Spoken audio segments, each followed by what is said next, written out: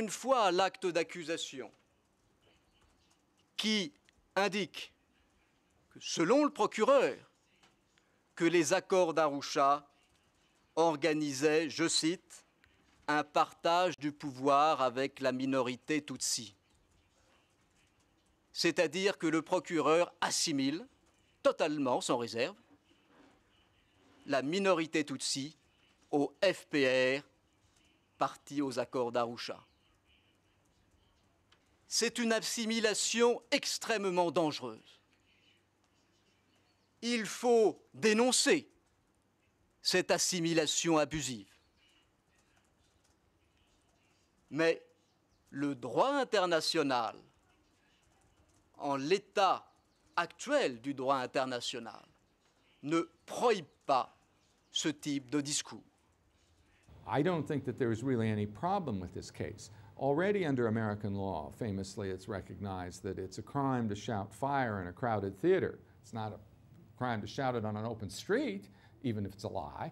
But if you do it in a crowded theater and it causes people to stampede toward the exits and they all and they die of suffocation as they're cramming into the exits, that's a crime because it's crowded, because it's dangerous. If there's a clear and present danger of violence, then it's okay, even under American law, to restrict freedom of speech. The same with crimes against humanity persecution.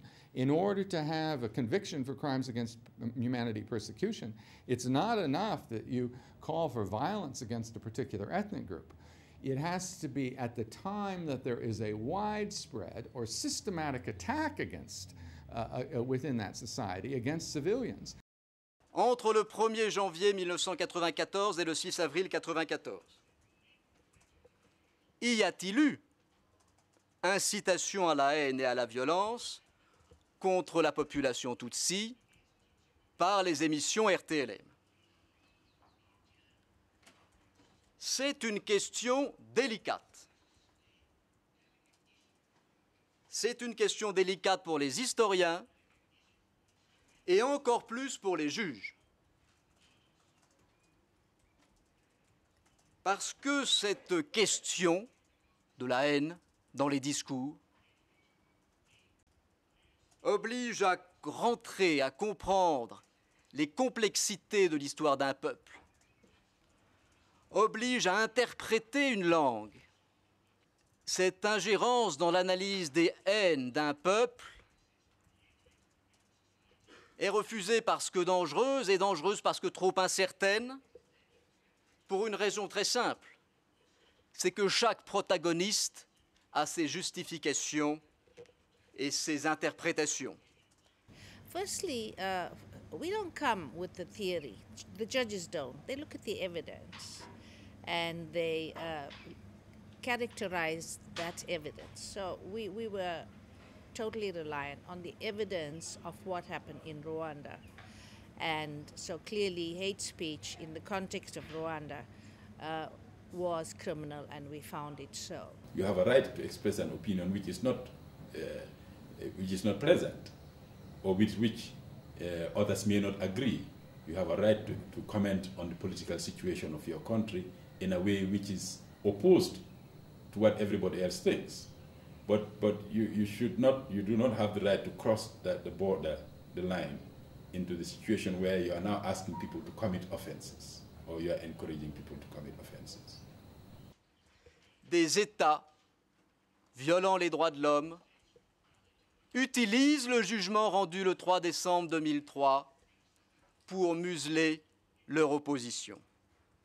Now that said, there's another thing, because this, the media judgment is sometimes attacked by people who may not understand it from a free speech and free press standpoint. And they say, oh, this media judgment, this will allow dictators to close down newspapers and close down radio stations because they don't like them, because they don't like the fair criticism. The freedom of the press is a right, but it's not an absolute right. And we do sometimes get issues where the press in the United Kingdom is responsible for the most rabid and racist articles, and I condemn them unequivocally. And where they are knowingly done and lead to hate crime being committed, then the freedom of the press certainly comes as a second place to the right to any person of whatever colour, race, religion, creed, to go about their lawful business freely and without threat or living in fear. Because of the way that case is written and the limited effect that it has, and the way that I think that it forms in the end and fits in the end well with American law and the law of most countries, I don't think it represents any kind of threat to free speech. And I expect the appeals chamber to find that. On a avancé comme élément de preuve central la pièce P3. La pièce P3, c'est l'interview par le journaliste Dainden du rédacteur en chef de la RTLM, M. Gaïgui, en août 1993. Août 1993. C'est-à-dire que la RTLM vient à peine de commencer à émettre, c'est-à-dire qu'elle vient d'être créée. M. Gaïgui dit effectivement la chose suivante: Naïmana est le numéro 1. Mais le numéro 1 de quoi? Dans le contexte de l'interview, il est parfaitement clair que Gaïgui dit c'est le numéro 1 des fondateurs. À aucun moment, il ne vient dire c'est le dirigeant de la RTLM. Et de toute façon, cette interview, cette déclaration d'août 1993, il est évident qu'elle est totalement dépourvue de pertinence pour vérifier le test du contrôle effectif en 1994. Even though they may not have had direct hands-on day-to-day activity at the radio, certainly they had sufficient power, sufficient authority to have persuaded or obliged those at the radio to change their direction if they had chosen to. What we discovered in the evidence, and as we cross-examined Nahimana himself when he took the stand, is that the committee d'initiative was indeed the management committee of that radio station. It was a committee d'initiative in the sense that it was the committee that established the corporation. Normally would have been succeeded by a formal board of directors. But that never happened. They had never reached that point. So that committee d'initiative was the management committee, and they met regularly. L'hypothèse du pouvoir de facto n'est pas illustrée par des interventions effectivement faites de l'appelant. À la vérité, il n'y a qu'une seule allégation. Un seul témoin unique est venu dire... Et quand la RTLM a diffusé cette émission, le procureur général Hubito Alphonse Marie, qui était mon chef, m'a téléphoné, il m'a dit « J'ai échappé à un attentat à la grenade. Maintenant, la RTLM dit que je suis dans un complot visant à assassiner le président de la République. Donc, ils veulent me tuer.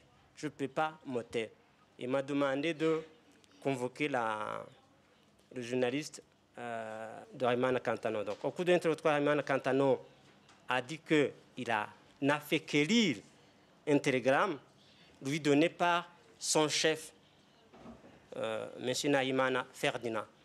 Nous, les journalistes de la RTLM, nous ne sommes que des petits journalistes.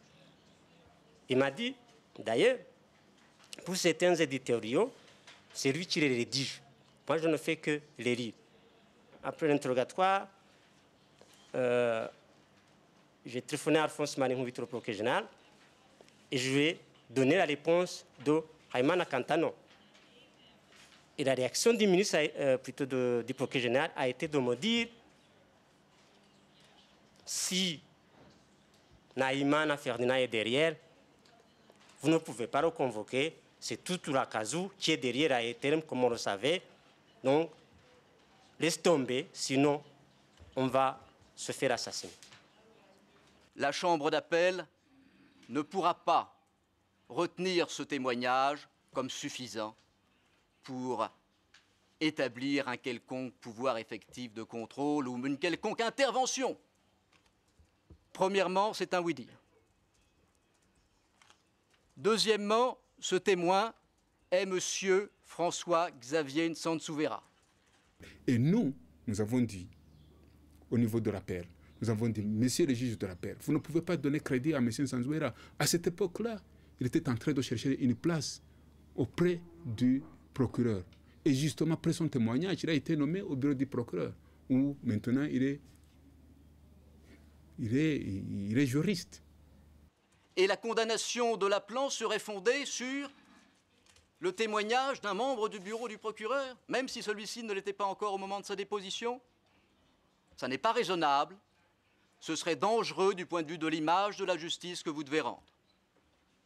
Et d'autre part, la teneur même du témoignage démontre l'absence de fiabilité. Le oui-dire vient d'un accusé qui se défend et qui utilise un moyen de défense.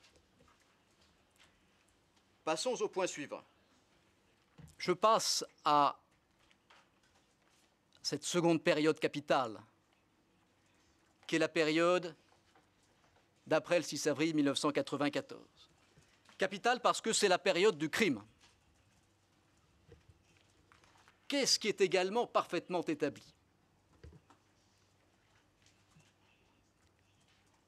Et qui n'est pas contesté, et qui n'a jamais été contesté par le bureau du procureur, c'est que durant cette période à Kigali,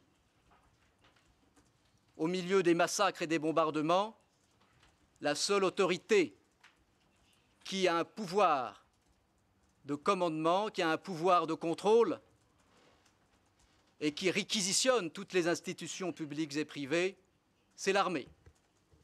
Voilà la réalité. Certainly it's true that the army played an important role throughout this period and in the control of the media, in the direction of the media, as in other things. And RTLM on several occasions would even broadcast, we are here as a kind of relay to the army. They saw themselves as participating in a military effort. So that much is certainly true. But it's also the case that the military was not an independent entity. It was part of the Rwandan power structure. It was together with the Rwandan government. So I think that's a little bit of a false issue to say it was this part of the power structure that was giving us orders rather than this part of the power structure. It was part of a single power structure, even though admittedly it had factions and disagreements among it. Durant cette période, Phocas Abimana, le directeur, Gaspard Gaegui, le rédacteur en chef, sont aux commandes de la radio RTLM, sous la tutelle du gouvernement intérimaire. Ferdinand Naïmana, lui, a fui et n'entretient aucun contact. Voilà une réalité terrible et incontestable. Face à cette réalité, que font les juges de première instance? Eh bien, j'ai le regret de le dire, ils commencent par l'écarter. Il y a, je le dis avec calme mais avec conviction, il y a dans ce jugement une forme d'aveuglement volontaire sur ce qu'a été la situation réelle de la radio RTLM à Kigali du 6 avril 1994 à la fin des émissions. Et il l'écarte en écartant les deux seuls témoins directs de cette situation. Les deux journalistes, Roudjou, témoin de l'accusation, Bemeriki, témoin de la défense. Je l'ai vu sans plus. Il était là, je l'ai vu. Je ne peux pas vous dire que j'ai pris la peine de discuter avec lui, de m'arrêter, de voir comment ça fonctionnait la RTLM. Non, je l'ai vu, c'est tout. Monsieur Roudjou, lorsque vous dites le 21 novembre 1999, je ne l'ai pas vu personnellement, vous ne dites pas je ne l'ai pas rencontré, vous dites je ne l'ai pas vu personnellement. D'autres l'ont vu, moi je ne l'ai pas vu. C'était cela votre témoignage le 21 novembre 1999, clair, net et précis. Moi, ce que je m'en rappelle, c'est que Ferdinand Naïmana était là à l'hôtel Méridien. L'avez-vous vu? Je ne l'ai pas vu personnellement, mais je l'ai vu. Monsieur Ruggio, cette réponse est contradictoire dans les termes. Eh bien, contentez-vous-en. Oui ou non, l'avez-vous vu? Répondez par oui ou par non. Non.